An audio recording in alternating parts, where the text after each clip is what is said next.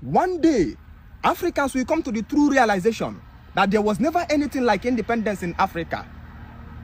The thing we call independence today in Africa is Western jamboree on how to run Africa from what physics called action from a distance. Action from a distance is how to control an object without physically touching it. And so white man began to design how do we control these people without needing a white man to be in their land. Action from a distance. For instance, I kept this power bank here, and then through magnetic force, I can be drawing this power bank. You may not see the hand of a man controlling this, but through the force I'm acting on it, the force is still imparting it. Action from a distance. So the thing we called independence in Africa is Western aggrandizement to control Africa from a distance. That the white man entered into African countries and built structures with the intent of exerting a leadership that was built to exploit the people. And when they see the people crying for revolution, what they did was that they trained the indigenous people to reoccupy the same institutions, the same structure they built for manipulating them. So the exact place that was built for the governance system, which was once occupied by Frederick Lugard, they left, and another man, one young man, through their system of democracy, reoccupied that system. Because democracy is Western weapon to elect the desired idiots, officials to rule Africa. Because Africans is not a place where one man is arrogated the sense of controlling over 200 million people. In Africa, we practice communist party of government, where selected number of elders lead, or monarchy, such as it is today in China, or such as it is today in Saudi Arabia. Kings are trained from the day they are born, so the energy of leadership falls upon them. Go and ask how Oba of Benin is selected. The day the Oba, that the person that will succeed Oba is born, automatically from that day he is separated from his father and cooked. There is a level of preparation that is done to a man who will become king. So when the man comes out, he becomes almost immortal. That is the system of governance we have. And again, the system of Nzenozo, where selected elders rule. We don't fight to select a king. When we need to fight to select a king, bad people will always be elected to arrogate the sense of over millions of people for the purpose of bringing the Western colonialist ideology. So democracy in Africa is Western institutionalized governments to elect rejected Africans as their leader upon us. So African problem is not our leaders. African problem is the Western planted democracy. Second, when you look at the Western education, the educational system that was designed in Africa by the colonialists was meant to give us memory and destroy functional knowledge. Because they know if we begin to gain functional knowledge, we will explore the enormous raw materials around us.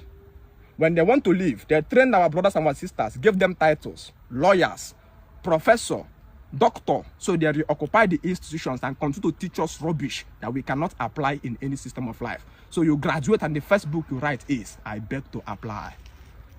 Why do you beg to apply if you go to read a 4 years course or a 5 years course? Meanwhile, somebody going to serve Boyin and after 5 years, he didn't beg anybody to apply. He came out and become automatically self-employed. The Western education system was still among us.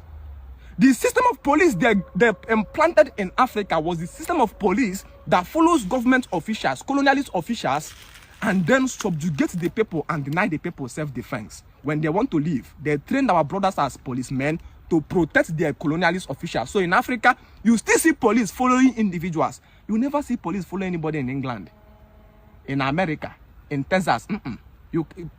Footballers work without police. But you come to Africa, because the police is colonialist police, it still follows individuals around. My heart is broken. The same way you see their court system, the things we call judiciary today. Can I stand up to that and tell you that those judicial on its own is criminality? Laws are actually formed for a people. There is nothing like one law to govern everybody. Laws is cultural specific base. You don't get law of monkey and begin to use it to judge the elephant. Otherwise, the elephant will become stupid. You make laws in England and use the law to judge a man today from Oboka and tells the man that all land belongs to government. From what point did all land belong to government in our culture? In our culture, land don't belong to government. Land belongs to the community men. How did land belong to government today? Because colonialists came with the ideology of thieving the whole land. So they instead a government that automatically continues that ideology.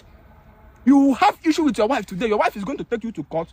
The criminal you called your brother who studied lawyer is going to come there and quote for you the laws that will say divide your property into two, give your wife one and take one. You are asking the man, where did this law come from? He said that is how it is done in England.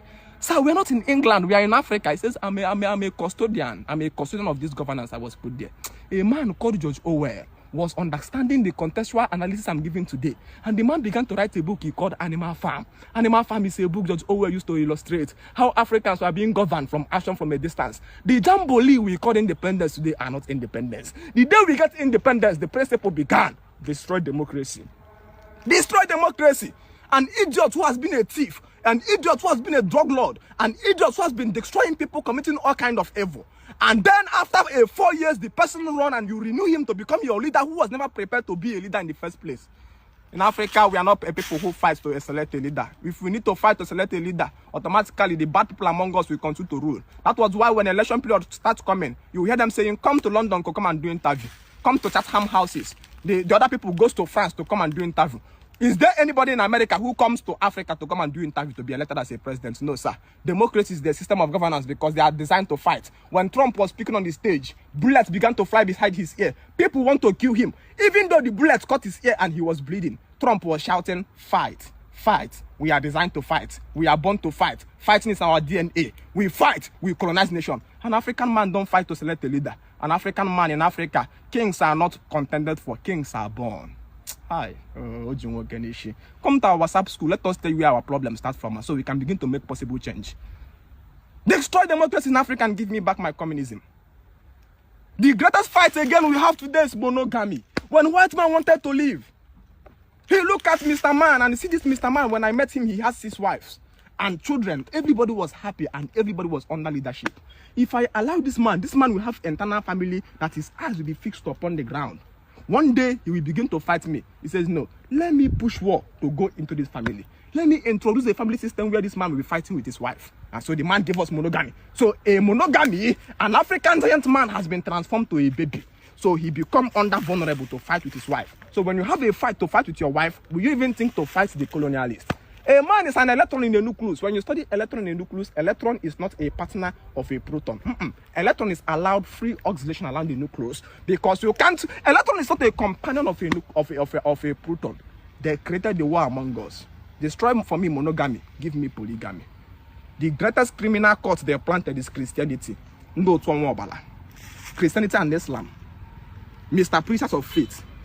Christianity the protectors of irresponsibility of government. Christianity nobody. All irresponsibility of government is being pushed on Satan because Satan is a symbol that sponsors irresponsibility. Join me in African Renaissance. We need the true independence. When the true independence starts, we will destroy democracy. When the true independence starts, African forged Fox nation will no longer exist because the truth is that the day the true independence happens, there will be nothing like Nigeria. Nigeria is a colonialist property. Everybody will go in their own place because in our culture, we practice unity in diversity. Igbos live as Igbos. Hausa live as Hausas. Yorubas live as Yorubas for over 2,000 years without anybody fighting. But the white man came in 1914. And from 1914 to 1960, they succeeded in creating a war that killed over 3 million Igbos because they discovered an ideology by which you can force marriage that was not supposed to exist. They called it One Nigeria. If you believe in One Nigeria, you are a joke. If you say you are working for Nigeria to become better, you are a joker. Join me in African Renaissance. Join me. We need the true independence.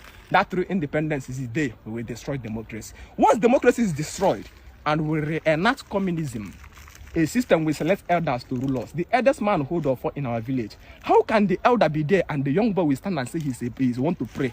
He want to say a prayer that says, I want to pray here. Who will pray for us? Who is there? We have any Reverend Father here?